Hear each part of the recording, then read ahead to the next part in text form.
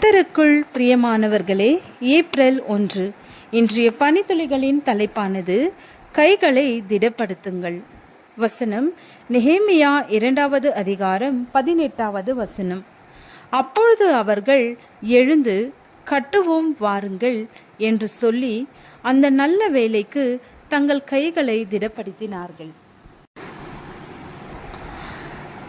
100 ஆண்டுகளுக்கு மேலாக இயங்கி வரும் பிரகாசபுரம் திருச்சபையில் ஆலயம் தவிர ஒரு அலுவலகமும் இருந்தது. ஆனால் ஓய்வு நாள் பள்ளி பாடங்கள் நடத்துவதற்கும் வேறு சில கூட்டங்கள் நடத்துவதற்கும் அறைகள் இல்லாமல் இருந்தது. 2006ஆம் ஆண்டு இந்த திருச்சபை 100வது ஆண்டு துவக்க விழாவை கொண்டாட திட்டமிட்டனர். வெறுமனே விழாவை கொண்டாடிவிட்டு சென்றுவிட்டால் பிரயோஜனம் எதுவும் இல்லை என்று சபை நிர்வாக குழு ஓய்வு நாள் பள்ளி அறைகள் கட்ட வேண்டும் என்று தீர்மானித்தனர். எங்கே கட்டுவது என்று யோசித்த போது ஆலயத்தின் பின்பகுதியில் இருந்த பழைய ஆஸ்பத்திரி கட்டிடத்தின் ஒரு பகுதியை தருவதற்கு பள்ளிக்கூடம் முன்வந்தது. இப்பொழுது இடம் கிடைத்துவிட்டது. பணம் எங்கிருந்து வரும் என்பது கேள்விக்குறியாக இருந்தது. 2006ஆம் ஆண்டில் அறைகள் கட்டுவதற்கு சுமார் 13 லட்சம் தேவைப்பட்டது. அதற்காக அநேகர் ஜெபித்தார்கள்.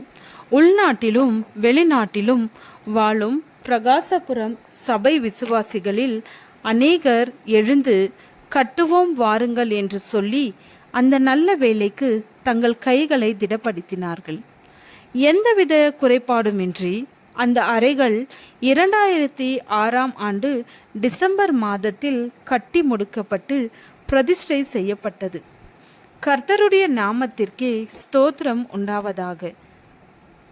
அது மாத்திரமல்ல, ஜனங்கள் கொடுத்த உற்சாகமான காணிக்கைகளினால் 2011ஆம் ஆண்டு ஓய்வு நாள் பள்ளி அறைகளுக்கு மேல் சுமார் 10 லட்சம் செலவில் போதகருக்கான வீடும் ஒன்று கட்டி பிரதிஷ்டை செய்யப்பட்டது.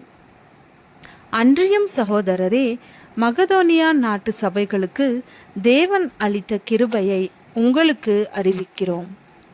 அவர்கள் மிகுந்த உபத்திரவத்தினாலே சோதிக்கப்படுகையில் கொடிய தரித்திரமுடையவர்களாயிருந்தும் தங்கள் பரிபூரண சந்தோஷத்தினாலே மிகுந்த உதாரத்துவமாய் கொடுத்தார்கள்.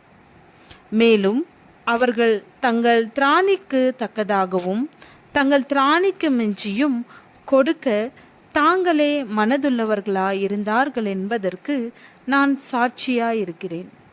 இது போன்ற திருச்சபைக்கும் அதன் ஊழியத்திற்கும் பல தேவைகள் இருக்கலாம். உங்களால் முடியும் என்றால் அப்படிப்பட்ட நல்ல வேலைகளுக்கு உங்கள் கைகளை திடப்படுத்துங்கள். அதாவது உங்களால் முடிந்த உதவிகளை செய்யுங்கள்.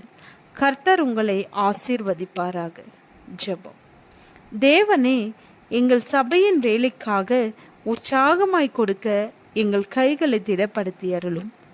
ஆமேன்.